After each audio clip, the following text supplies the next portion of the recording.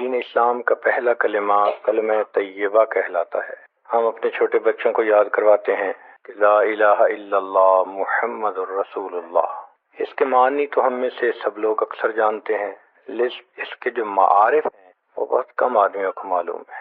آج کی مجلس میں اس کلمے کے معارف کے بارے میں گفتگو کا ارادہ ہے۔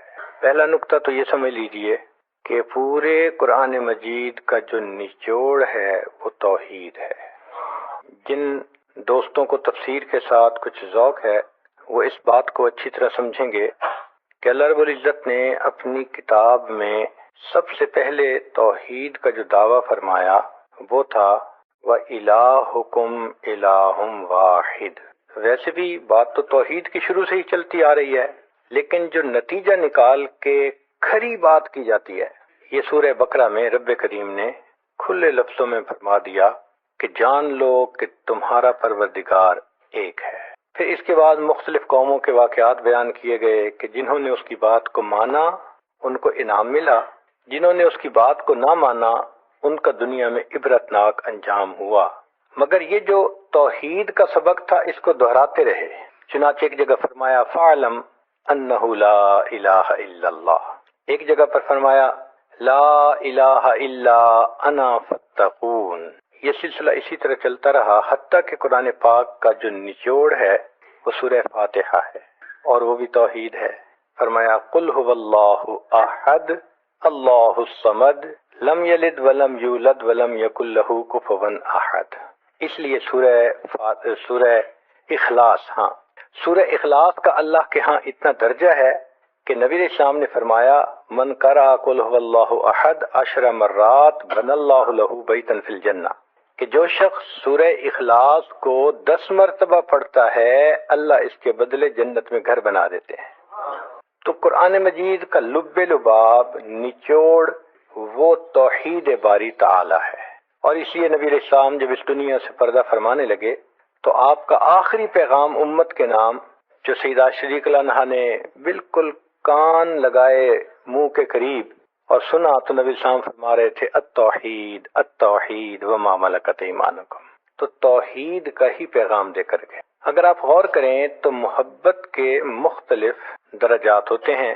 جب کسی چیز کی محبت دل میں آئے تو سب سے پہلی کیفیت کو رغبت کہتے ہیں کہ فلاں چیز کی رغبت دل میں پیدا ہوئی، میرے دل میں فلاں چیز کی رغبت پیدا ہوئی۔ پھر جب وہ رغبت زیادہ راسخ ہو جاتی ہے تو اس چیز کو حاصل کرنے کی تمنا ہوتی ہے، اس کو طلب کہتے ہیں۔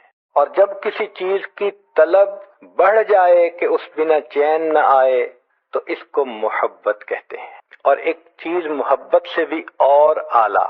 ایک مرتبہ اس عاجز نے نوجوانوں سے پوچھا کہ بتائیں محبت کی معراج کیا ہوتی ہے؟ کسی نے کہا محبوب کے نام پہ جان لٹا دینا، مال لٹا دینا، سب نے جوانوں والی باتیں کی۔ پھر کہنے لگے کہ جی آپ بتا دیں۔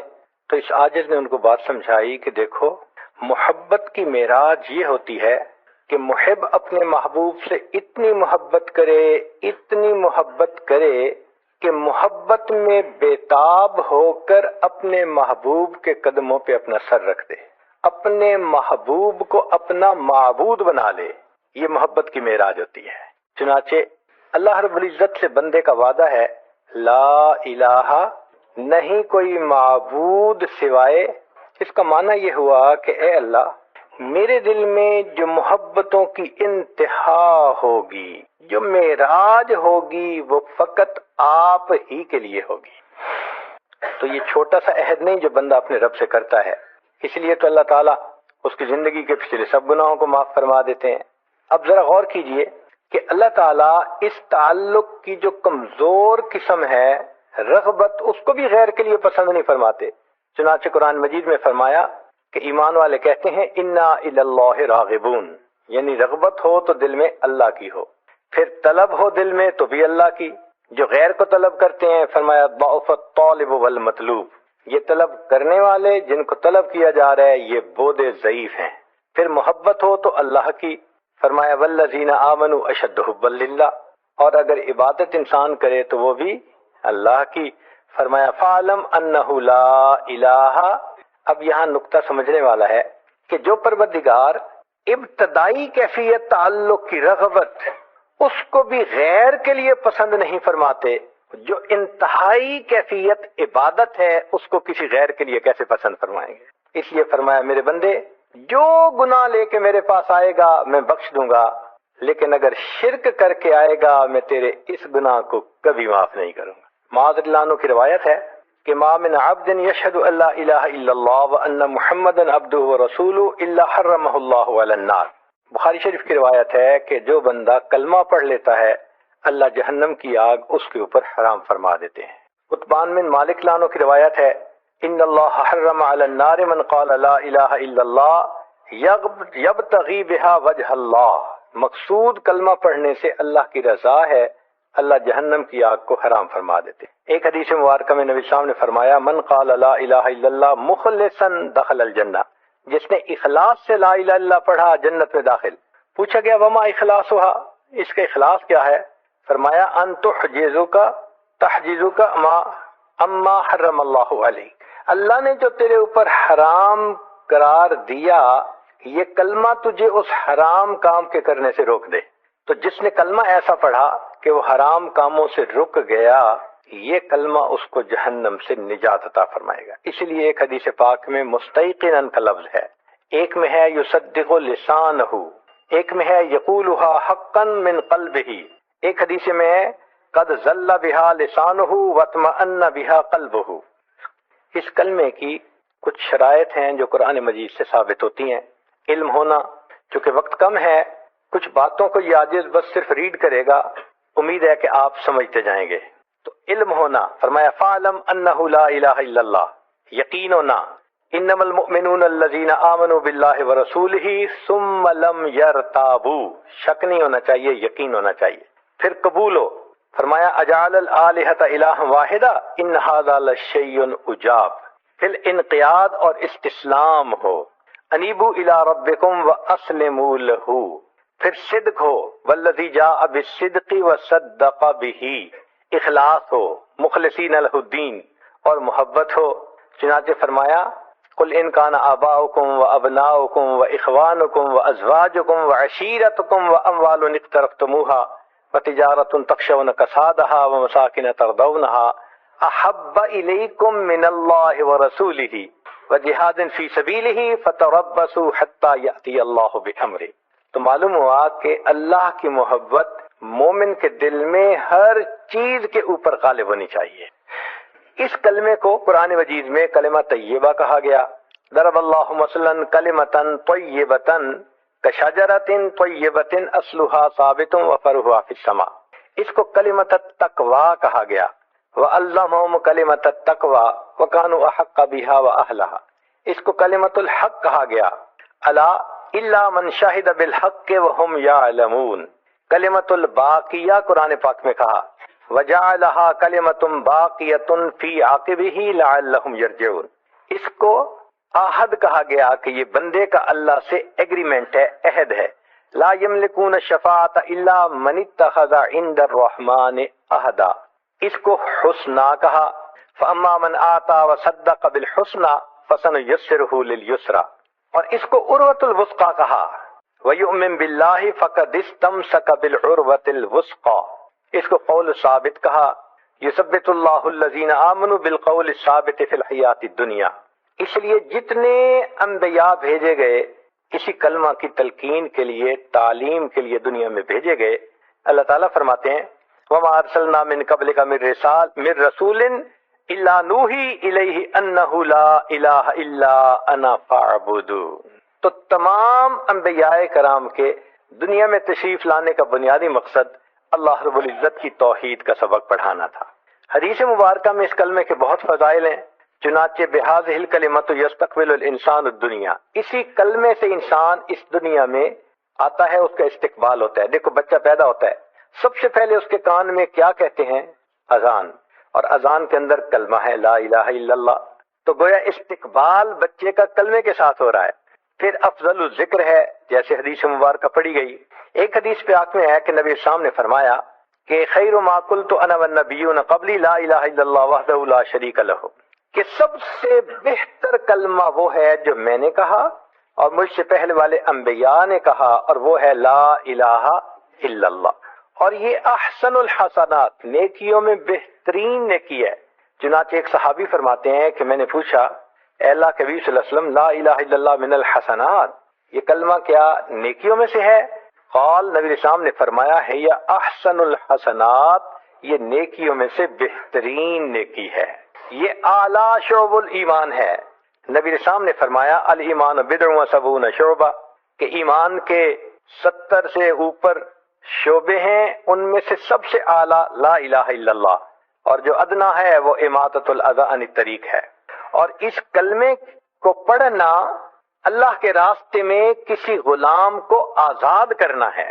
چنانچہ فرمایا جو اس کلمے کو 100 مرتبہ پڑھتا ہے فَكَأَنَّمَا آتَكَ 10 رقاب من ولد اسماعیل، ایسا ہے جیسے اسماعیل علیہ السلام کی اولاد میں سے 10 غلام اس نے آزاد کر دیے۔ پھر اس کلمے کو پڑھنے سے ایمان تازہ ہوتا ہے، ریفریش ہوتا ہے۔ فرمایا جددوا ایمانکم، صحابہ نے پوچھا کیف نجدد ایماننا، فرمایا قولوا لا الہ الا اللہ، تم کہو لا الہ الا اللہ۔ اور یہ کلمہ جب انسان پڑھتا ہے تو کلمہ پردوں کو، سب پردوں کو چاک کرتے ہوئے سیدھا اللہ تعالیٰ تک پہنچتا ہے۔ عبداللہ ابن عمر رضی اللہ عنہ اس کے راوی ہیں، فرماتے ہیں کہ نبی اسلام نے فرمایا لا الہ الا اللہ لیس لہا دون اللہ حجاب حتی تصل الیہ، کہ کلمے اور اللہ کے درمیان جتنے پردے ہیں سب پھٹ جاتے ہیں، کلمہ اپنے رب تک پہنچ جاتا ہے۔ جو شخص کلمہ پڑھتا ہے اللہ رب العزت اس کا جواب بھی دیتے ہیں، اس کی تصدیق کرتے ہیں۔ چنانچہ اذا قال العبد لا الہ الا اللہ واللہ اکبر صدق ربہ، اللہ رب العزت اس کی تصدیق کرتے ہیں۔ وقال، اور یہ جواب میں کہتے ہیں لا الہ الا انا وانا اکبر۔ سبحان اللہ، ذرا سوچیے تو صحیح، یہ کیسی عبادت ہے کہ بندہ زمین پہ کہتا ہے، پروردگار عالم اس بندے کا جواب دیتے ہوئے فرماتے ہیں کہ ہاں ٹھیک کہا، میں ہی معبود ہوں اور میں ہی سب سے بڑا ہوں۔ پھر یہ کلمہ جب کوئی بندہ پڑھتا ہے تو اللہ رب العزت اس کی طرف دیکھتے ہیں۔ ایسے مثال ہے جیسے کسی کا نام لو، وہ آنکھ اٹھا کے دیکھتا ہے کس نے میرا نام لیا۔ تو جو بندہ کلمہ پڑھتا ہے اللہ رب العزت اس بندے کی طرف دیکھتے ہیں۔ چنانچہ حدیث پاک میں ہے کہ جب کوئی بندہ کلمہ پڑھتا ہے الا فتح له فی السماء فتحا، حتیٰ کہ آسمان میں ایک سوراخ بنا دیا جاتا ہے، حتیٰ ینظر الی قائلها من اہل الارض، اللہ زمین پہ کلمہ پڑھنے والے کی طرف دیکھتے ہیں، میرے کس بندے نے میری توحید کا اقرار کیا۔ وحق لعبد نظر اللہ الیہ ان یعطیہ سؤالہ، اور اس بندے پہ حق ہو جاتا ہے جس کی طرف اللہ رحمت کی نظر سے دیکھے کہ اللہ اس کے سوال کو پورا فرما دے۔ اس سے گناہ معاف ہو جاتے ہیں، اس سے انسان کی مغفرت ہو جاتی ہے، اور یہ کلمہ قبر کی وحشت کو دور کرتا ہے۔ چنانچہ حدیث مبارکہ لیس علی اہل لا الہ الا اللہ وحشت فی قبورہم ولا فی نشورہم، جو کلمہ پڑھنے والے ہوں گے نہ قبر میں وحشت ہوگی نہ قیامت کے دن ان کو وحشت ہوگی، اور جو ایمان والے ہوں گے وہ قیامت کے دن کلمہ پڑھتے ہوئے کھڑے ہوں گے۔ یہ شعار المؤمنین اذا قاموا من القبور، چنانچہ طبرانی نے روایت نقل کی ہے ان شعار هذه الامه على الصراط لا الہ الا انت، پھر یہ کلمہ وہ ہے کہ جس کے برابر کوئی چیز میزان میں وزنی نہیں ہو سکتی۔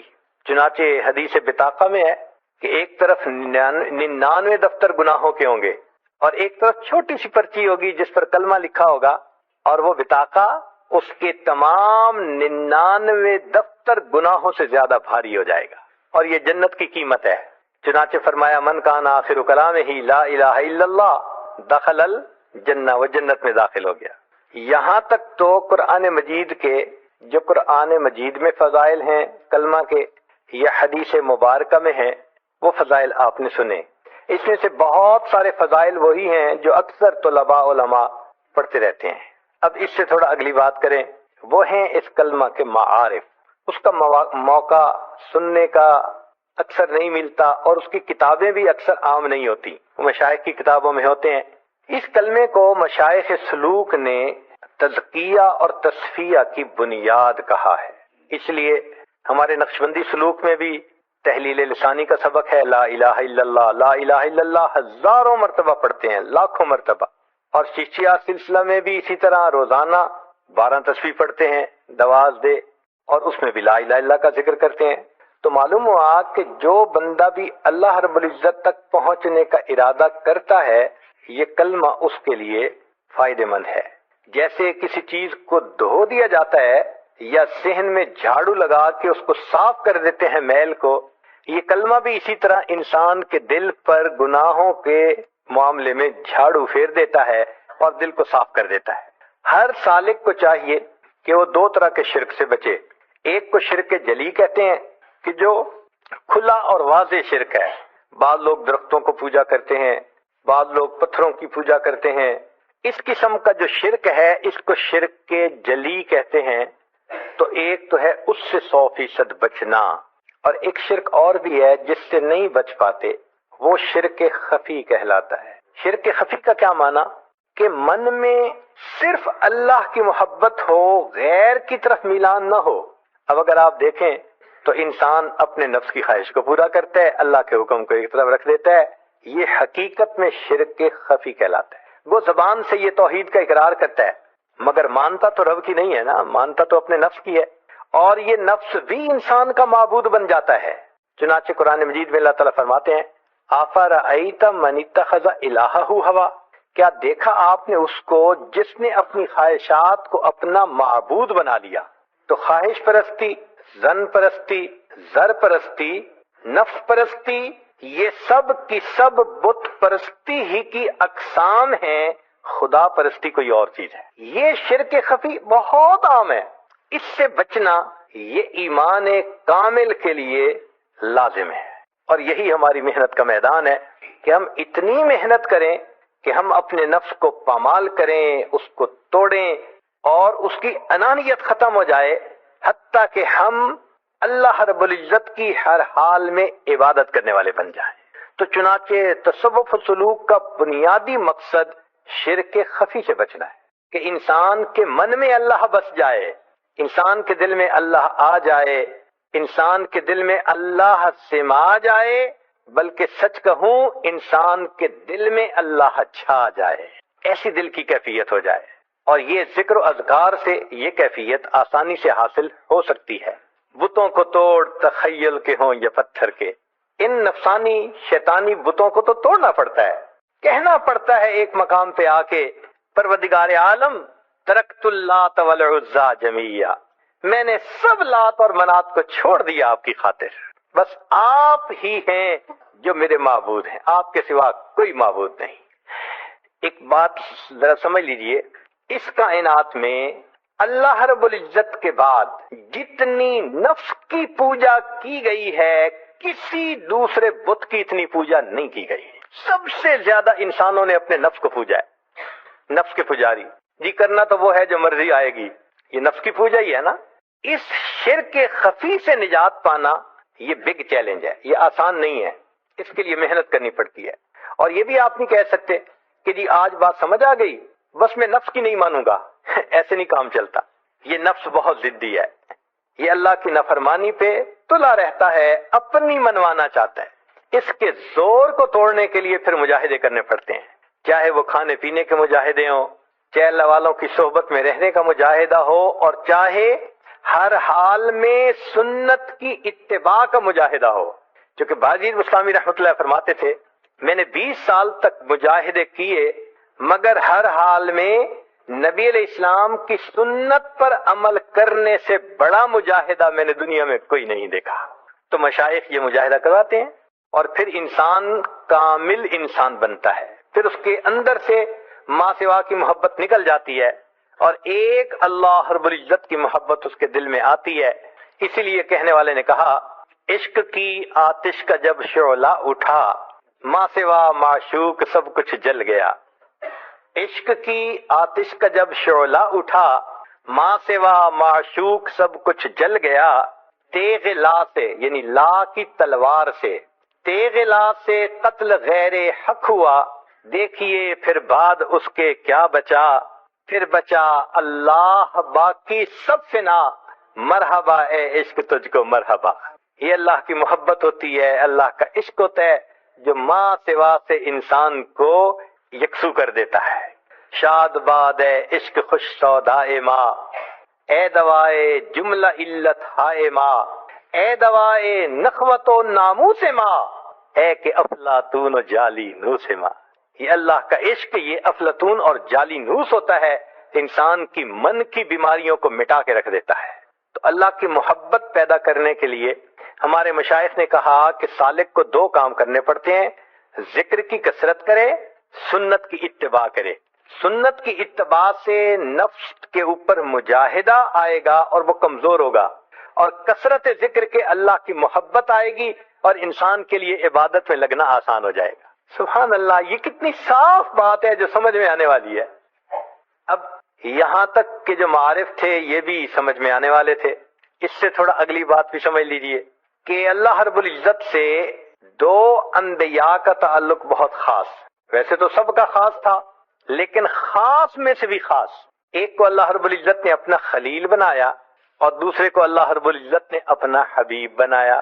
ایک تھے سیدنا ابراہیم علیہ السلام، ان کو خلت ملی، اور ایک تھے سیدنا رسول اللہ صلی اللہ علیہ وسلم، ان کو محبوبیت ملی۔ یہ دو خصوصی مقام ہیں رب کریم کی طرف سے۔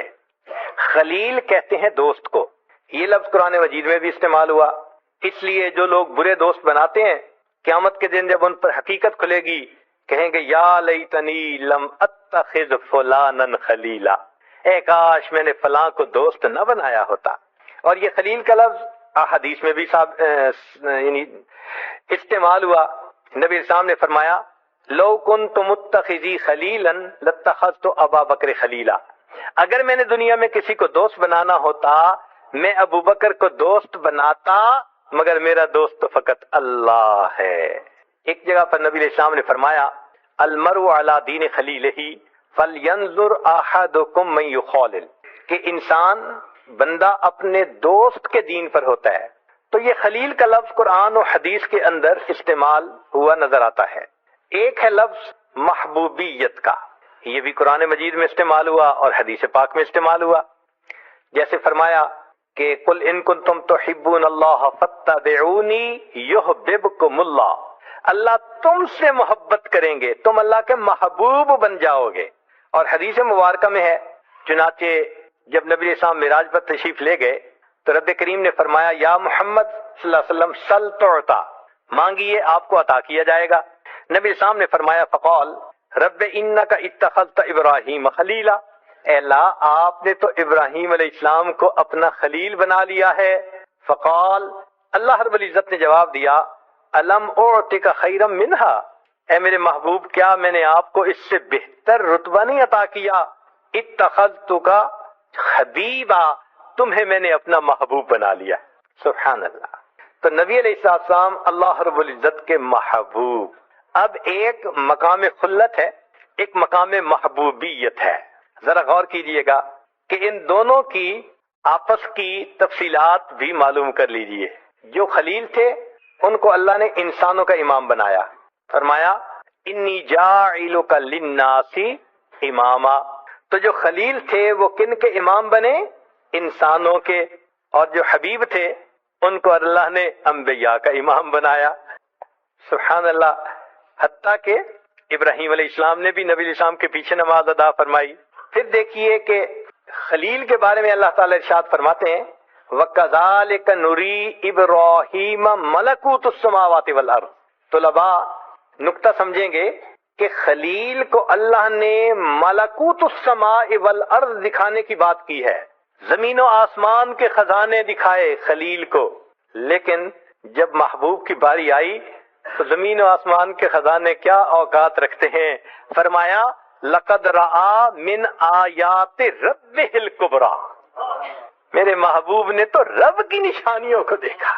پھر دیکھیے خلیل کا تذکرہ تھا تو ان کو دعا مانگنی پڑی کہ لا تخزنی، اللہ مجھے قیامت کے دن رسوا نہ فرمائیے گا۔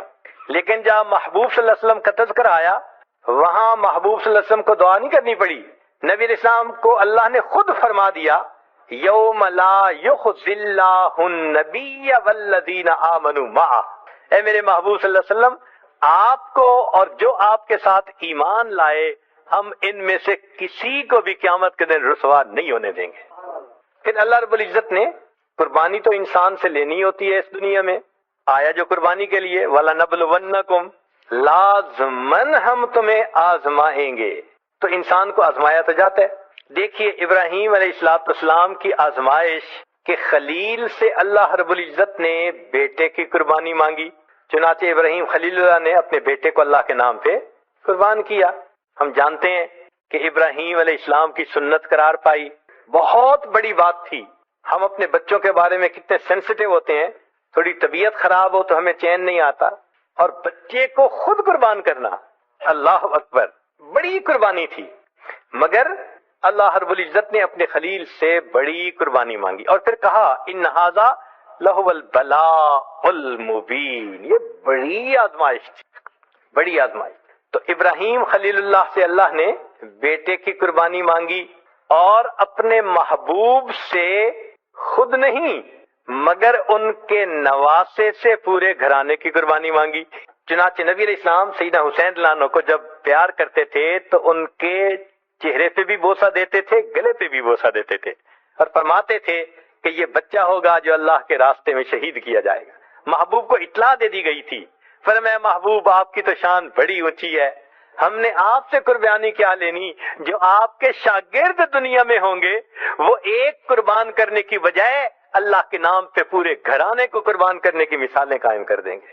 اس لیے علامہ اقبال نے عجیب شعر کہا، غریب و سادہ اور رنگی ہے داستان حرم، کہ حرم کی جو کہانی ہے، داستان ہے، سٹوری ہے، یہ بہت انوکھی ہے. غریب سے مراد انوکھی، جس کو کہتے ہیں نا 1 in million، غریب کا یہ معنی.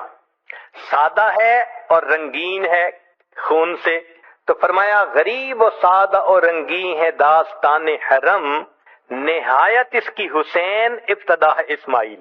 تو حرم کی داستان میں ابتدا تھی ابراہیم خلیل اللہ نے بیٹے کی قربانی دی، اور انتہا یہ تھی کہ سیدنا حسین لانو نے پورے کنبے کی قربانی عطا فرما.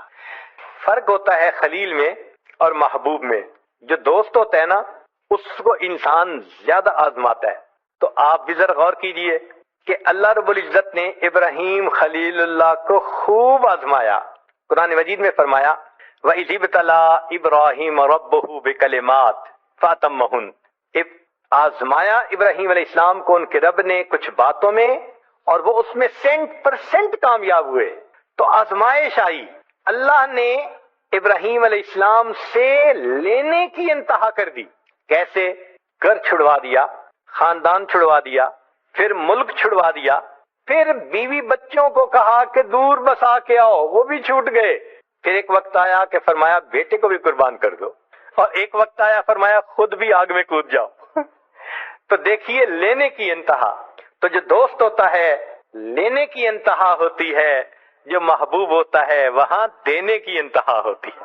نبی علیہ السلام کے بارے میں اللہ فرماتے ہیں وَعَلَّمَكَ مَا لَمْ تَكُنْ تَعْلَمْ وَكَانَ فَضْلُ اللَّهِ عَلَيْكَ عَظِيمًا. اے میرے محبوب آپ پر تو اللہ کا بہت فضل ہے. فرمایا میرے محبوب وَلَسَوْفَ يُعْتِيكَ رَبُّكَ فَتَرْضَىٰ. تیرا رب تجھے اتنا دے گا کہ تو بس بس کرے گا. تو خلیل سے لینے کی انتہا اور محبوب صلی اللہ علیہ وسلم کو دینے کی انتہا. یہاں تک بھی بات آسانی سے سمجھ میں آ جاتی ہے. اب ذرا اس سے بھی ایک اور گہری بات ہے، طالب علم ہونے کے ناطے آپ کی خدمت میں پیش کرتا ہوں کہ ابراہیم علیہ السلام کو اس دنیا میں مقام نفی میں کمال حاصل ہوا. ابراہیم علیہ السلام کو اس دنیا میں مقام نفی میں کمال ہوا. انہوں نے ماں سوا کی نفی کر دی. فرمایا ان صلاتی و نسکی و محیای و مماتی للہ رب العالمین. اور پھر فرمایا کہ میرے یہ حکم ہوا وما انا من المشرکین، اور میں مشرکین میں سے نہیں ہوں. انی وجہت وجہی للذی فطر السماوات والارض حنیفا وما انا من المشرکین. تو نفی کر دی انہوں نے معبودوں کی. ایک اللہ کے اوپر ایسا ایمان تھا کہ ماں سوا کے بتوں کو توڑ کے رکھ دیا. یہ ابراہیم علیہ السلام کے اس دنیا میں کمال تھا. مقام نفی میں جتنا کمال ان کو حاصل ہوا اتنا کسی کو حاصل نہیں ہوا. چنانچہ ایک وقت وہ بھی آیا کہ جب دنیا کے اسباب تو چھوٹ گئے تھے، جبرائیل علیہ السلام مدد کرنے کے لیے آئے کہ میں آپ کو آگ سے بچاؤں، اللہ کا حاجہ. تو ابراہیم علیہ السلام نے فرمایا کیا میرا پروردگار جانتا ہے کہ میں اس حال میں ہوں؟ انہوں نے کہا ہاں اللہ تعالیٰ جانتے ہیں۔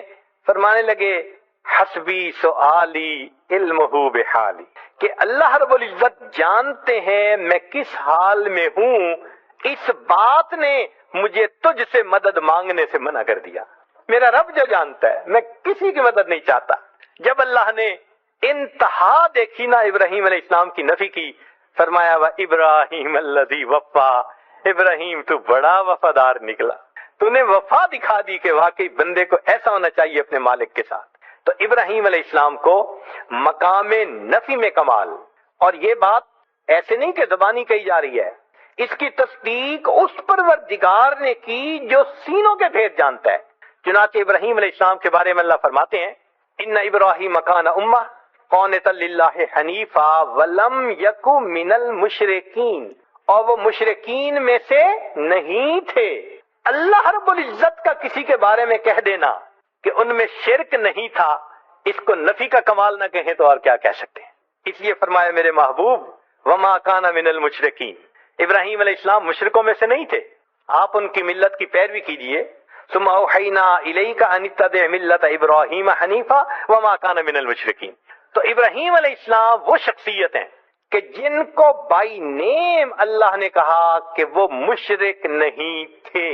یہ مقام نفی میں کمال ہے، اور یہ صرف ابراہیم علیہ السلام کا تذکرہ ہے قرآن پاک میں۔ ابراہیم علیہ السلام جو خلیل تھے ان کو کس میں کمال حاصل ہوا؟ مقام نفی میں، یعنی ما سوا جو باطل معبود ہیں ان کی انہوں نے کامل نفی کر کے دکھا دی۔ اور اللہ کے محبوب صلی اللہ علیہ وسلم کا معاملہ وہ کچھ اور ہے، ان کو اللہ نے مقام نفی میں بھی کمال عطا فرمایا اور مقام اثبات میں بھی کمال عطا فرمایا۔ ذرا غور کیجئے گا، مقام نفی میں بھی کمال عطا فرمایا اور مقام اثبات میں بھی کمال عطا فرمایا۔ وہ کیسے؟ ہم اور آپ جتنے ہیں نا، ہمارا ایمان بن دیکھے، اب بن دیکھے اور دیکھے میں فرق تو ہوتا ہے نا۔ یہ تو نہیں نہ ہو سکتا کہ بھئی انسان دیکھ لے اور اس میں اس کو کوئی اضافہ محسوس نہ ہو۔ خود نبی علیہ السلام نے فرمایا کہ الشاہد یرا ما لا یرا الغائب، کہ غائب جو چیز نہیں دیکھ سکتا وہ دیکھنے والا دیکھ لیا کرتا ہے۔ ایک حدیث پاک میں نبی علیہ السلام نے فرمایا لیس الخبر کالمعائنۃ، دیکھنا اور ہے اور خبر کو ماننا اور ہے۔ ہمارا جتنا بھی ایمان پکا ہو، مگر مومن کا کامل جو ہوگا نا مقام، وہ جنت میں رویت باری تعالی پر منحصر ہے۔ جب دیکھیں گے تب کمال حاصل ہوگا۔ دنیا میں تو بس ایمان ہے جو ہم نے پکا کیا ہوا ہے، یہیں تک درجہ پا سکتے ہیں۔ تو اس بات کا کمال رویت باری تعالی پر منحصر ہے۔ اور اس دنیا میں جتنے انبیاء آئے سب کا ایمان غیب پہ تھا۔ ایک اللہ کے حبیب صلی اللہ علیہ وسلم ہی ایسے ہیں جنہیں اللہ نے دنیا میں معراج پہ بلا کے اپنا دیدار عطا فرما دیا۔ اس لیے نبی علیہ السلام کو اس بات میں بھی کمال حاصل ہو گیا۔ تو خلیل کو مقام نفی میں کمال حاصل ہوا، اور محبوب صلی اللہ علیہ وسلم کو نفی میں بھی اور اس بات میں بھی کمال حاصل ہوا۔ یہ اللہ رب العزت نے اپنے محبوب صلی اللہ علیہ وسلم پر نعمت عطا فرما۔ یہاں تک بھی بات سمجھ میں آتی ہے۔ ایک نقطہ اور کہ ابراہیم علیہ السلام کے بارے میں ایک درود شریف ہے جو ہم نماز میں پڑھتے ہیں، اللہم صلی علی محمد وعلی آل محمد کما صلیت علی ابراہیم وعلی آل ابراہیم انک حمید مجید۔ تو یہ درود شریف تو بتاتا ہے کہ کچھ تو نعمت ایسی تھی جو ابراہیم علیہ السلام پر اللہ نے عطا فرمائی، جس کو پانے کی تمنا اللہ کے محبوب صلی اللہ علیہ وسلم کے دل میں بھی تھی۔ بھائی درود شریف بتا رہے ہیں نا کہ اللہ جیسے ان پر، ان کے آل پر رحمت نازل فرمائی، محمد صلی اللہ علیہ وسلم ان کی آل پر بھی نازل فرما دیجئے۔ تو کچھ تو ہے نا اندر کہ جس کو طلب ہے دل میں، تمنا ہے دل میں۔ تو بھئی کیا تھا؟ یہ نقطہ جلدی سمجھ میں نہیں آتا، چلیں کچھ سادے لفظوں میں کھولنے کی کوشش کرتے ہیں۔ اس کو حقیقی طور پہ تو امام ربانی حضرت مجدد الثانی رحمت اللہ علیہ نے اپنے مکتوبات میں کھولا ہے۔ دل خوش ہوتا ہے اس کی تفصیلات کو پڑھ کر۔ تاہم قصہ مختصر یہ ہے کہ محبت دو طرح سے ہوتی ہے، ذرا غور فرمائیے گا۔ محبت دو طرح سے ہوتی ہے، ایک کو کہتے ہیں محبت ذاتی، کہ ذات سے محبت ہو، جیسے ماں کو بیٹے سے ہوتی ہے۔ اپنے بیٹے سے ہر ماں کو محبت، معذور ہو، کمزور ہو، شکل رنگ کا جیسا بھی ہو، ماں کو محبت ہے، یہ محبت ذاتی کہلائیں گے۔ اور ایک محبت صفاتی ہوتی ہے کہ صفات کی وجہ سے محبت کا ہونا، ہمیں بھی کوئی خوبصورت بیبی مل جائے، ہم اس کو پیار کرتے ہیں، محبت کا اظہار کرتے ہیں، کیوں؟ خوبصورت ہوتا ہے۔ اور جو بچہ لکھا پڑھا صفات والا ہو وہ سب کو اچھا لگتا ہے۔ تو معلوم ہوا کہ محبت کے دو انداز ہوتے ہیں، ایک انداز کو کیا کہتے ہیں؟ محبت ذاتی، اور دوسرے انداز کو کیا کہتے ہیں؟ محبت صفاتی۔ یہ دو الگ الگ انداز ہیں۔ اب ذرا غور کیجئے گا، اللہ رب العزت کو اپنے محبوب صلی اللہ علیہ وسلم سے بھی محبت تھی، مگر وہ محبوبیت ذاتی تھی، ذات سے محبت تھی۔ اللہ کو اپنے حبیب صلی اللہ علیہ وسلم تھے تو محبت ذاتی تھی نبی علیہ السلام سے، اور ابراہیم علیہ السلام سے بھی محبت تھی، مگر وہ محبت صفاتی تھی۔ وہ محبت کیا تھی؟ صفاتی تھی۔ یہاں تک بات سمجھ میں آ گئی کہ نبی علیہ السلام سے بھی محبت تھی، مگر یہ محبت کیا تھی؟ محبوب آپ کو پیدا نہ کرنا ہوتا تو میں کائنات کو بھی پیدا نہ فرماتا۔ یہ محبت ذاتی تھی۔ اور ابراہیم علیہ السلام سے بھی محبت تھی، اور وہ محبت، تو جو محبت ذاتی تھی اس کو محبوبیت کہا، اور جو محبت صفاتی تھی اس کو خلت کہہ دیا۔ اب سنیے کہ نبی علیہ الصلوۃ والسلام پھر درود شریف یہ کیوں پڑھا کرتے تھے؟ وجہ یہ ہے کہ جو ذات سے محبت ہو تو اس بندے کی تمنا یہ ہوتی ہے کہ میرے اندر صفات بھی پوری آ جائیں تاکہ میں کامل ہو جاؤں۔ تو محبوبیت ذاتی والے کی تمنا ہوتی ہے کہ میرے اندر محبوبیت صفاتی بھی کامل آنی چاہیے تاکہ میں کامل محبوب بن جاؤں۔ یہ وہ تمنا تھی اللہ کے نبی علیہ الصلوۃ والسلام کے دل میں، جس وجہ سے فرمایا کرتے تھے اللہم صلی علی محمد وعلی آل محمد کما صلیت علی ابراہیم وعلی آل ابراہیم انک حمید مجید۔ اے اللہ، جو محبوبیت صفاتی ان کو عطا فرمائی تھی، اس دنیا میں مجھے بھی اس میں کامل کر دیجئے تاکہ مجھے محبوبیت ذاتی حاصل، میں اس دنیا میں محبوبیت صفاتی بھی حاصل کر کے دنیا سے چلا جاؤں۔ اب ایک اس سے اگلی بات کہ کلمے کے دو حصے ہیں، لا الہ الا اللہ، اس کو کلمہ کہا۔ اس کے دو حصے ہیں، پہلا ہے لا الہ، یہ مقام نفی ہے۔ لا الہ جو دیکھا گیا، سنا گیا، جانا گیا، سب اللہ کا غیر ہے، اس کی نفی کرنے کی ضرورت ہے۔ انسان اللہ کو کبھی بھی اپنے دماغ میں نہیں سمجھ سکتا کہ یہ اللہ ہے۔ وہ ہماری سوچوں سے بلند ہے، ہمارے خیالات سے بلند ہے، ہمارے حدود سے بلند ہے۔ تو لا الہ کو کیا کہا؟ مقام نفی کہا۔ اور الا اللہ یہ مقام اثبات ہے کہ ایک اللہ کا اثبات کرنا ہے، تو اس کو نفی اثبات کہتے ہیں۔ لیکن پورا کلمہ ہے لا الہ الا اللہ محمد الرسول اللہ۔ ہمارے مشائخ نے، مشائخ ذکر و سلوک نے، تصوف نے اس کو یوں سمجھایا کہ لا الہ یہ طریقت ہے، لا الہ یہ کیا ہے؟ طریقت ہے، اور الا اللہ یہ حقیقت ہے۔ لا الہ کیا ہے؟ چنانچہ جتنا ذکر و سلوک ہے، اس ذکر و سلوک سے مراد نہ کشف ہیں، نہ کرامات ہیں، نہ خواب ہیں، نہ دعاؤں کا قبول ہونا، نہ مقدموں کا فتح ہونا، نہ دشمن پہ غلبہ ہونا، کوئی مقصد بھی نہیں۔ صرف ایک مقصد ہے کہ من سے سب باطل معبودوں کی محبت ختم ہو جائے۔ تو لا الہ یہ طریقت ہے، اور الا اللہ یہ حقیقت ہے، اور محمد الرسول اللہ یہ شریعت ہے۔ ایک کلمے کے اندر تینوں کی معرفت اللہ نے عطا فرما دی۔ اللہ تعالیٰ اس کلمے کو بار بار پڑھنے کی اور اس کلمے کا جھاڑو اپنے دل پر پھیرنے کی توفیق عطا فرمائے۔ کہنے والے نے کیا پیاری بات کہی، تیرے سوا معبود حقیقی کوئی نہیں ہے، کوئی نہیں، تیرے سوا مشہود حقیقی کوئی نہیں ہے، کوئی نہیں، تیرے سوا محبوب حقیقی کوئی نہیں ہے، کوئی نہیں، تیرے سوا مسجود حقیقی کوئی نہیں ہے، کوئی نہیں۔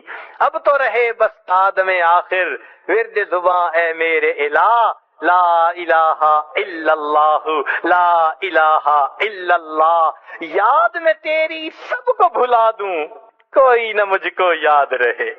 یاد میں تیری سب کو بھلا دوں، کوئی نہ مجھ کو یاد رہے۔ تجھ پر سب گھر بار لٹا دوں، خانہ دل آباد رہے۔ یہ کلمہ طیبہ اللہ تعالیٰ کو بہت محبوب ہے۔ حدیث مبارکہ میں ہے کہ باقی اعمال کو تو فرشتے آسمان پہ لے کے جاتے ہیں، کلمہ خود ہی پرواز کرتا ہے۔ الیہ یصعد الکلم الطیب والعمل الصالح یرفعہ۔ نبی علیہ السلام نے ارشاد فرمایا کوئی بندہ ایسا نہیں کہ لا الہ الا اللہ کہے اور اس کے لیے آسمانوں کے دروازے نہ کھل جائیں یہاں تک کہ یہ کلمہ سیدھا عرش تک پہنچتا ہے، یہ بشرطے کہ وہ گناہ کبیرہ سے بچنے والا، یعنی بندہ گناہ کبیرہ سے بچے تو اس کا جو پڑھا ہوا کلمہ ہے وہ سیدھا اللہ تعالیٰ تک پہنچ جاتا ہے۔ جب بندہ کلمہ طیبہ پڑھتا ہے اللہ تعالیٰ اس بندے کے سب گناہوں کی بخشش فرما دیتے ہیں۔ نبی اسلام نے ارشاد فرمایا کہ عرش کے سامنے نور کا ایک ستون ہے، جب کوئی اے ستون ٹھہر جا، وہ عرض کرتا ہے کہ اللہ کیسے ٹھہروں، حالانکہ کلمہ طیبہ پڑھنے والے کی ابھی تک مغفرت نہیں ہوئی۔ چنانچہ اللہ تعالیٰ فرماتے ہیں اچھا میں نے اس کی مغفرت کر دی تو وہ ستون ٹھہر جاتا ہے۔ آپ اندازہ لگائیے یہ کتنا اہم کلمہ ہے کہ اس کے پڑھنے پر اللہ تعالیٰ بندے کے گناہوں کی بخشش فرما دیتے ہیں۔ ایک مرتبہ نبی علیہ السلام ایک گھر میں موجود تھے تو آپ نے ارشاد فرمایا کہ اس مجمع میں کوئی غیر مسلم ہے؟ اجنبی سے مراد غیر مسلم تھا کہ کوئی غیر مسلم ہے؟ صحابہ نے عرض کیا کوئی نہیں۔ ارشاد فرمایا کواڑ بند کر دو، دروازہ بند کر دو۔ اس کے بعد ارشاد فرمایا ہاتھ اٹھاؤ اور کہو لا الہ الا اللہ۔ تو سب صحابہ نے ہاتھ اٹھائے اور پڑھا لا الہ الا اللہ، پڑھتے رہے۔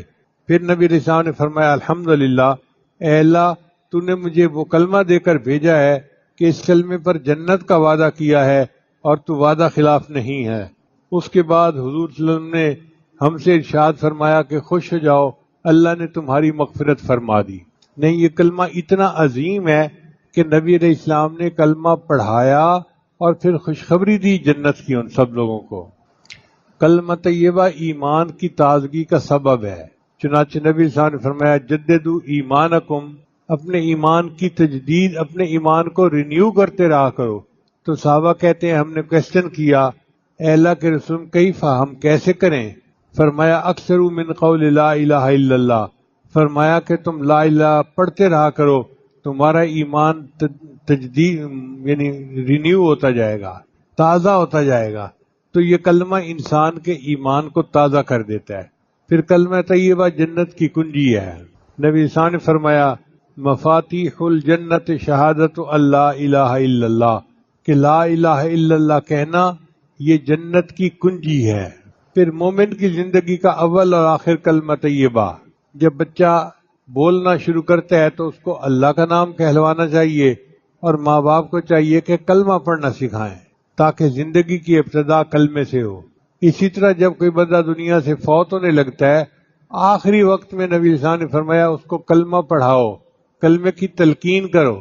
اب اگر وہ مرتے وقت بھی کلمہ پڑھ لیتا ہے اور اس نے شروع میں بھی کلمہ پڑھا تھا تو پوری زندگی کے گناہ اللہ اس کی وجہ سے معاف فرما دیتے ہیں، کیونکہ اس نے شروع میں اور آخر میں کلمہ پڑھا ہوتا ہے۔ کہ اللہ تعالیٰ کے حبیب صلی اللہ علیہ وسلم نے ارشاد فرمایا کہ لیس من عبد یقول لا الہ الا اللہ مئۃ مرہ الا بعثہ اللہ تعالی یوم القیامت ووجہہ کالقمر لیلۃ البدر، کہ جو بندہ دن میں 100 مرتبہ لا الہ الا اللہ کا ذکر کرتا ہو اللہ تعالیٰ قیامت کے دن اس کو اس حال میں کھڑا کریں گے کہ اس کا چہرہ 14ویں رات کے چاند کی طرح چمکتا ہوگا۔ آپ اندازہ لگائیے یہ کتنی عظیم عبادت ہے۔ دن میں 100 مرتبہ پڑھنا تو بہت چھوٹا سا عمل ہے۔ ہر نماز کے بعد ہم 20 مرتبہ پڑھنے کا اگر معمول بنا لیں تو بھی 100 مرتبہ ہو سکتا ہے، یا صبح و شام میں کوئی وقت نکال کے 100 مرتبہ پڑھ لیں، یا دفتر آتے جاتے گاڑی میں بیٹھے ہوئے 100 مرتبہ پڑھنے کا معمول بنا لیں تو ہمارا چہرہ قیامت کے دن 14ویں رات کے چاند کی طرح منور ہوگا۔ پھر ایک حدیث میں آتا ہے کہ جو بندہ 70,000 مرتبہ کلمہ پڑھتا ہے اللہ اس کے گناہوں کو معاف کر دیتا ہے۔ ہمارے اکابرین اپنے لیے اپنی زندگی میں 70,000 مرتبہ کلمہ پڑھنے کا نصاب پورا کرتے تھے۔ امام قرطبی رحمۃ اللہ علیہ ایک بڑے مفسر ہیں، وہ فرماتے ہیں کہ ایک نوجوان تھا جو ذاکر شاغل تھا، اور اس کے بارے میں لوگ کہتے تھے جی کہ یہ بڑا صاحب کشف ہے، جنت اور جہنم کی باتیں بتاتا ہے۔ فرماتے ہیں لیکن مجھے تردد تھا کہ پتہ نہیں ٹھیک ہے یا نہیں۔ ایک دن ایک مجلس میں وہ بیٹھا تھا، اچانک اس نے چیخ ماری اور کہنے لگا کہ میری والدہ کو جہنم کا عذاب ہو رہا ہے۔ اب اس کو پسینے آ رہے ہیں اور وہ بے ہوش ہوتا جا رہا ہے۔ امام قرطبی فرماتے ہیں میں نے اپنے دل میں سوچا کہ میں نے 70,000 مرتبہ کلمے کا نصاب کئی مرتبہ پڑھا ہے، اگر میں ایک نصاب اس کی والدہ کو بخش دوں تو میرا تو نقصان نہیں، اس کی والدہ کا فائدہ ہو جائے گا۔ فرماتے ہیں کہ میں نے اپنے دل میں نیت کر لی اور میرے سوا اور اللہ کے سوا کوئی نہیں جانتا تھا کہ میں نے یہ عمل کیا۔ جیسے ہی میں نے 70,000 والا نصاب اس کی والدہ کو بخشا، وہ ٹھیک ہو کے بیٹھ گیا اور کہنے لگا اللہ نے میری والدہ کے عذاب کو ختم کر دیا اور اس کو جنت عطا فرما دی۔ امام قرطبی رحمۃ اللہ فرماتے ہیں اس سے مجھے 2 فائدے ہوئے۔ ایک تو 70,000 مرتبہ کلمہ پڑھنے پر بخشش کا جو خوشخبری ہے اس کے یقین ہو گیا، اور دوسرا یہ یقین ہو گیا کہ یہ نوجوان جھوٹا نہیں، یہ نوجوان سچا ہے۔ کلمہ طیبہ اللہ کے عذاب سے امن ہے۔ چنانچہ نبی وسلم نے حضرت جبریل علیہ السلام سے نقل فرمایا کہ اللہ تعالیٰ کا ارشاد ہے کہ میں ہی اللہ ہوں، میرے سوا کوئی معبود نہیں، لہذا میری ہی عبادت کیا کرو۔ جو شخص تم میں سے اخلاص کے ساتھ لا الہ الا اللہ کی گواہی دیتا ہوا آوے گا وہ میرے قلعے میں داخل ہو جائے گا، اور جو میرے قلعے میں داخل ہوگا وہ میرے عذاب سے بچ جائے گا۔ تو لا الہ الا اللہ کا پڑھنا اللہ تعالیٰ کے عذاب سے بندے کو بچا دیتا ہے۔ پھر کلمہ طیبہ ابلیس کے لیے باعث ہلاکت ہے۔ حدیث مبارکہ میں ہے کہ ابلیس نے کہا اہلکت الناس بالذنوب، میں نے لوگوں کو گناہوں کے ذریعے سے ہلاک کیا، وَأَهْلَكُونِي بِلَا إِلَهَ إِلَّا اللَّهِ وَالِاسْتِغْفَارِ، انہوں نے مجھے لا الہ الا اللہ پڑھ کر اور استغفار پڑھ کر انہوں نے مجھے ہلاک کر دیا۔ یعنی یہ لا الہ الا اللہ پڑھنا ابلیس کے لیے باعث ہلاکت ہے۔ پھر کلمہ طیبہ موت کی تکلیف سے آسانی کا باعث ہے، اس لیے جب کوئی بندہ وفات کے قریب ہوتا ہے تو آخری وقت میں اس کے قریب لا الہ الا اللہ پڑھتے ہیں اور اس کو تلقین کرتے ہیں، کیونکہ کلمہ پڑھنے سے اللہ تعالیٰ موت کی تکلیف کو آسان فرما دیتے ہیں۔ پھر کلمہ طیبہ قبر کی وحشت سے نجات کا باعث ہے۔ جو بندہ کلمہ طیبہ پڑھنے والا ہوگا اللہ تعالیٰ اس کو قبر کے عذاب سے معاف فرما دیں گے۔ کلمہ طیبہ بندے کو صدیقین اور شہداء کے مقام تک پہنچاتا ہے۔ نبی علیہ السلام کے پاس ایک آدمی آیا، عرض کیا میں نے لا الہ الا اللہ کی گواہی دی، نمازیں پڑھتا ہوں، رمضان کے روزے رکھتا ہوں اور زکوٰۃ ادا کرتا ہوں۔ نبی علیہ السلام نے فرمایا جو بندہ ان اعمال پر ہے تو وہ صدیقین اور شہداء میں سے ہوگا، یعنی کلمہ کا ذکر کرنے والا قیامت کے دن اللہ اس کو صدیقین اور شہداء کے ساتھ درجہ عطا فرمائیں گے۔ پھر کلمہ طیبہ 99 دفتروں سے بھاری ہوگا۔ حدیث مبارکہ میں ہے قیامت کے دن اس امت کا ایک گناہگار ہوگا جس کے گناہ بہت زیادہ ہوں گے، 99 دفتر گناہوں کے ہوں گے۔ اس کی مثال ایسے سمجھیں کہ جیسے آپ کسی سبجیکٹ کے نوٹس بناتے ہیں، ایک کاپی ختم ہو جاتی ہے تو پھر دوسری کاپی، پھر تیسری کاپی، پھر چوتھی کاپی، اس کے بھی گناہ اتنے ہوں گے کہ گناہ لکھتے لکھتے 99 رجسٹر گناہوں کے بن جائیں گے۔ اتنا بڑا گناہگار ہوگا اس امت کا۔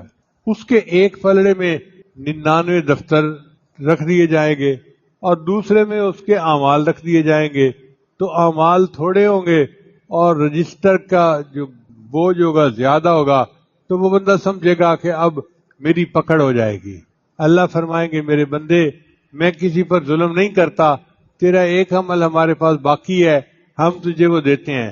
چنانچہ فرشتہ بطاقہ، کاغذ کی پرچی جو ہوتی ہے نا، چھوٹی سی پرچی، اس کو بطاقہ کہتے ہیں عربی میں، وہ بطاقہ لا کے دے گا۔ وہ کہے گا یا اللہ 99 دفتر کے مقابلے میں یہ کاغذ کی پرچی کیا حیثیت رکھتی ہے؟ اللہ فرمائیں گے کہ تو اس کو اپنی نیکی کے پلڑے میں تو ڈال۔ جب وہ پلڑے میں ڈالے گا وہ اتنی بھاری ہوگی کہ اس کا نیکیوں کا پلڑا جھک جائے گا اور گناہوں کا پلڑا ہلکا ہو جائے گا۔ تو حیران ہو کر پوچھے گا کہ اس پرچی پر کیا لکھا ہوا تھا؟ اس کے اوپر لکھا ہوگا لا الہ الا اللہ محمد الرسول اللہ، یعنی کلمہ اس نے پڑھا ہوگا، یہ کلمہ 99 دفتر گناہوں سے زیادہ بھاری ہو جائے گا قیامت کے دن۔ پھر کلمہ طیبہ ایمان کا سب سے اہم شعبہ ہے۔ نبی صاحب نے فرمایا کہ ایمان کے 70 شعبے ہیں، اور ان میں سے سب سے اول شعبہ وہ لا الہ الا اللہ کہنا ہے۔ پھر کلمہ طیبہ شفاعت نبوی کا سبب ہے۔ جو بندہ کلمہ پڑھنے والا ہوگا قیامت کے دن نبی السلام اس بندے کی شفاعت کریں گے۔ کلمہ طیبہ جان و مال کی حفاظت کا ذریعہ ہے۔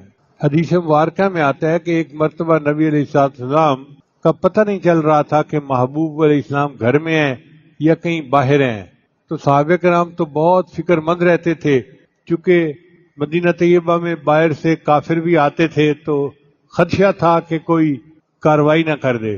تو ابو ہریرہ نے کہتے ہیں کہ ہم لوگ فکر مند ہوئے کہ نبی علیہ السلام گھر میں بھی نہیں، کہاں ہیں، ہم تلاش میں نکلے۔ تو کہتے ہیں کہ ایک انصاری کا باغ تھا کھجوروں کا، میں اس باغ میں گیا، دروازہ تو تھا دوسری طرف، اس کا جہاں سے پانی نکلتا تھا نا وہ ذرا سوراخ بڑا تھا، میں اس سوراخ کے اندر سے جو ہے نا باغ کے اندر چلا گیا، تو میں نے دیکھا کہ نبی السلام تشریف فرما ہے۔ میں خوش ہو گیا، اے اللہ کے حبیب صلی اللہ علیہ وسلم، ہم آپ کو ڈھونڈ رہے تھے، آپ کہاں ہیں؟ شکر ہے کہ آپ خیریت کے ساتھ یہاں موجود ہیں۔ تو نبی السلام نے فرمایا، ابو ہریرہ، ابھی میرے پاس جبریل علیہ السلام آئے تھے اور انہوں نے یہ خوشخبری دی کہ آپ کی امت کا جو بندہ کلمہ پڑھے گا اللہ تعالیٰ قیامت کے دن اس کے گناہوں کی بخشش فرما دیں گے۔ تو ابو ہریرہ نے پوچھا، اے اللہ کے وسلم، میں یہ جا کے سب کو بتا دوں؟ تو نبی السلام نے فرمایا، ہاں بتا دو۔ تو ابو ہریرہ نے کہا، اے اللہ کے حبیب صلی اللہ علیہ وسلم، میری بات کو کون مانے گا؟ کوئی چیز میرے پاس سند بھی ہونی چاہیے۔ تو نبی علیہ السلام نے اپنے نالین مبارک، جو جوتا مبارک تھا، وہ دے دیا کہ یہ جوتا ثبوت کے طور پہ دکھا دینا۔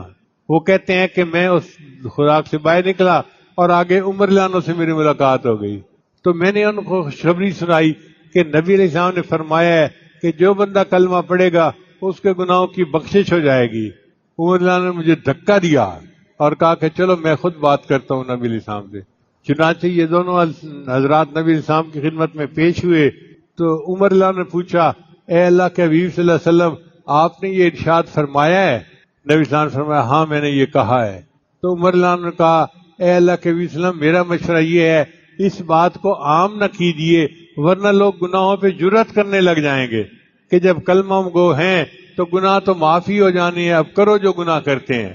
دانائی یہ ہے، حکمت یہ ہے کہ نہ کیجیے۔ تو نبی اسلام خاموش ہو گئے۔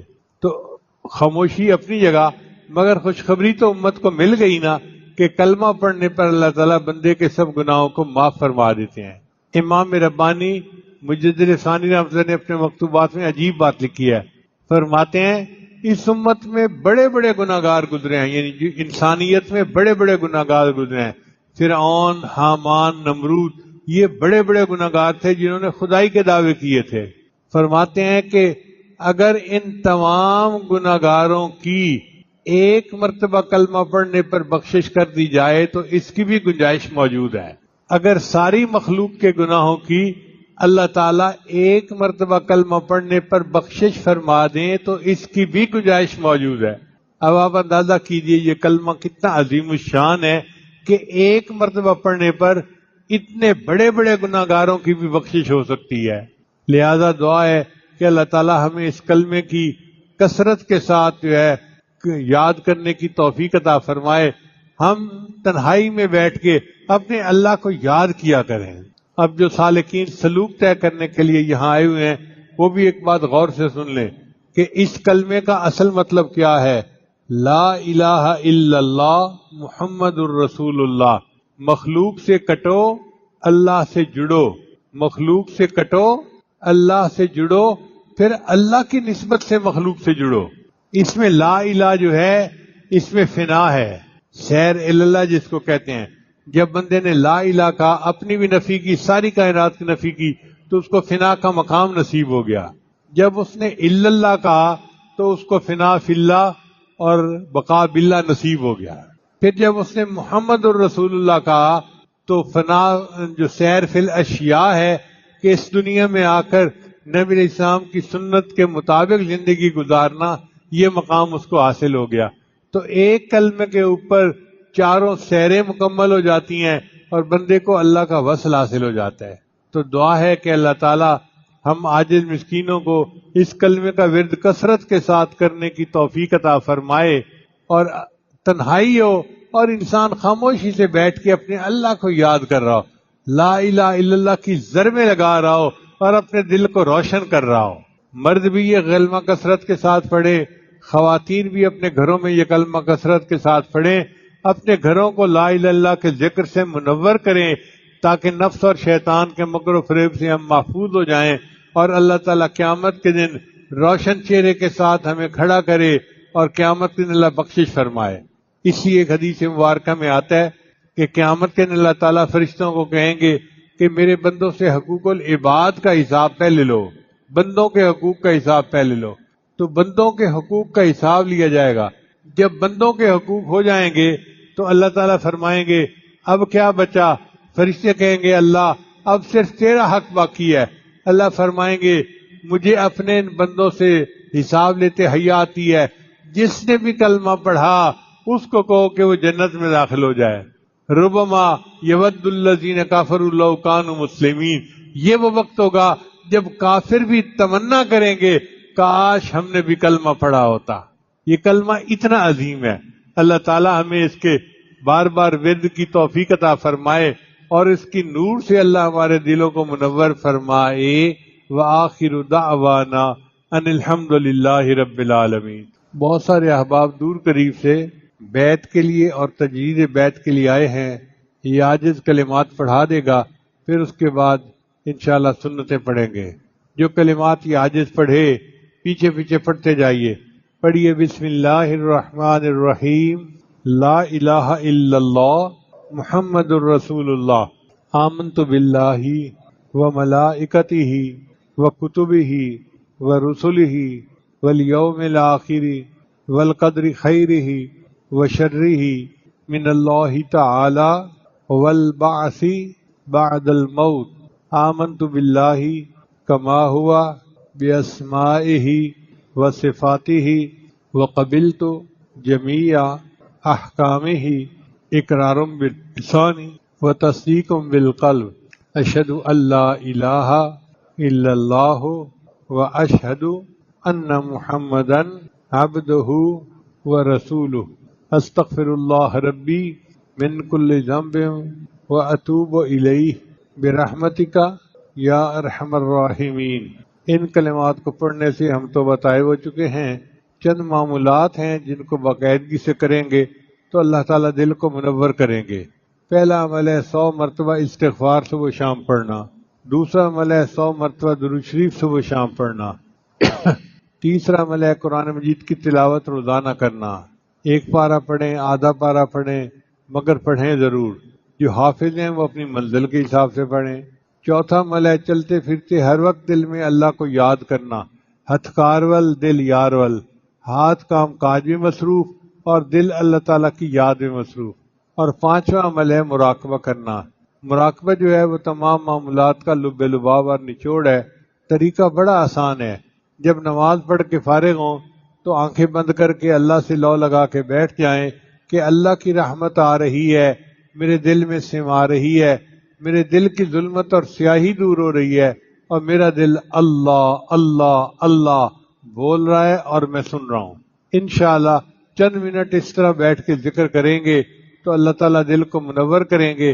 آپ اپنے دل میں اللہ کی محبت کیے بغیر رہ نہیں۔ تو ہم یہاں پر آرام کے لیے نہیں، کام کے لیے کر رہے ہیں۔ تو مقصد زندگی کام کام کام، بس تھوڑا آرام۔ جب انسان کام ہی کام کرتا ہے اور بدن کو راحت پہنچانے کے لیے تھوڑی دیر بس آرام کرتا ہے تو اس کے آرام کے وقت کو بھی اللہ عبادت میں شمار کرے۔ اس لیے حدیث پاک میں فرمایا نوم العلماء عبادت، علماء کی نیند بھی عبادت ہوتی ہے۔ اس کی وجہ کیا ہے کہ فرض کرو ایک کارپینٹر آپ کے یہاں کام کر رہا ہے، اب کام کرنے کے دوران اس کی جو مشین تھی اس کی بیٹری ڈسچارج ہو گئی اور اس نے اس کو چارجنگ پہ لگا دیا۔ جب تک اس نے چارجنگ پہ اس کو لگایا تو وہ کام تو نہیں کر پا رہا، آدھا گھنٹہ صحیح، 1 گھنٹہ صحیح، یا اس دوران اس کو بھوک لگی دوپہر کے وقت اور اس نے کھانا کھانا ہے، تو دنیا کا کوئی بھی آدمی اس کی مزدوری میں سے 1 گھنٹے کا وقت کم نہیں کرتا، اس کی مزدوری 8 گھنٹے ہی شمار ہوتی ہے۔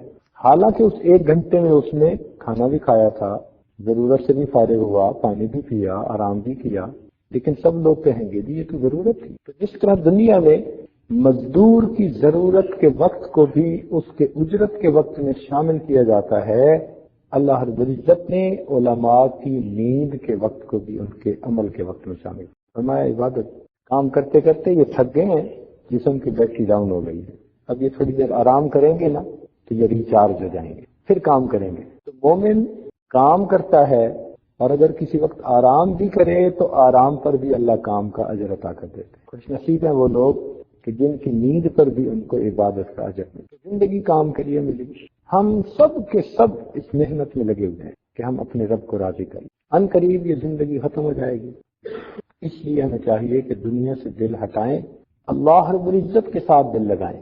خواجہ فرید الدین عطار رحمۃ اللہ علیہ ایک بزرگ گزرے ہیں جنہوں نے تذکرۃ الاولیاء کتاب لکھی۔ نوجوانی میں یہ عطر بیچتے تھے، تار تھے، اور عطر کی شیشیں ہوتی ہیں، خوشبوئیں پڑی ہوتی ہیں۔ ان کی توبہ کا واقعہ عجیب ہے۔ ایک آدمی ان کے ہاں داخل ہوا اور ان کی شیشیوں کو بڑے حیران ہو کر دیکھنے لگا، بڑے غور سے۔ پہلے تو یہ سمجھے کہ شاید کوئی خریدنے والے، لیکن پھر انہوں نے محسوس کیا کہ یہ تو ایسے ہی دیکھ رہا ہے۔ تو ان پوچھا بابا جی کیا دیکھتے ہو؟ تو وہ کہنے لگا کہ میں یہ دیکھتا ہوں کہ تیری جان اتنی شیشیوں میں اٹکی ہوئی ہے، یہ کیسے نکلے گی؟ آج جب اس نے یہ بات کی نا کہ تیری جان اتنی شیشیوں میں اٹکی ہوئی ہے، یہ کیسے نکلے گی، تو جوان سے غصہ آیا طبیعت، کہنے لگے جیسے آپ کی نکلے گی ویسے میری نکلے گی۔ اس نے کہا پھر بیٹا میری تو ایسے نکلے گی۔ چادر اس کے پاس تھی، وہیں سویا، کہتے ہیں لا الہ الا اللہ، اور لیٹا اور واقعی فوت ہو گیا۔ کہتے پھر میری تو ایسے نکلے گی۔ اللہ اکبر، مرتے مرتے دوسرے کی ہدایت کا سبب بن گیا۔ جب انہوں نے دیکھا کہ اللہ کا بندہ فوت ہو گیا تو دل پہ چوٹ لگی کہ واقعی جو محنت کرتے ہیں ان کے لیے پھر دنیا سے جانا کوئی مشکل نہیں ہوتا، اور ہم تو جھنجھٹوں میں پھنسے ہوئے ہیں، ہمارا کیا بنے؟ تب انہوں نے سچی توبہ کی، یہ نیک بنے، حتیٰ کہ پھر انہوں نے تذکرۃ الاولیاء کتاب لی۔ جنہوں نے محنت کی ہوتی ہے پھر ان کے لیے مرنا بڑا